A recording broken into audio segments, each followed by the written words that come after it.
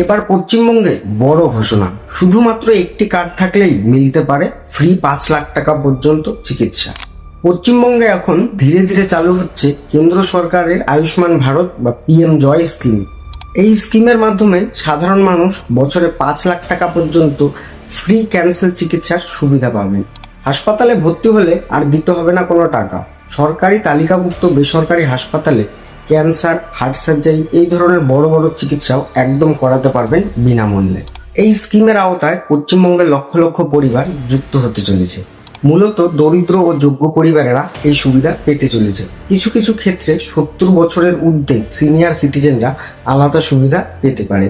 এই সুবিধা নিতে হলে সবার আগে আয়ুষ্মান ভারত কার্ড তৈরি করতে হবে। তারপর তালিকাভুক্ত হাসপাতালে গেলে সেখানে ফ্রি চিকিৎসা বা ক্যান্সার চিকিৎসার সুবিধা পাওয়া যাবে। তাই আপনি যদি যোগ্য হন তাহলে নিজের নাম বা তালিকা সবার আগে চেক করুন, আর এই সুযোগ সুবিধা সবার আগে নিজে নিন। এরকম আপডেট পেতে হলে আমাকে ফলো করে রাখুন আর ভিডিওটা শেয়ার করতে ভুলবেন না।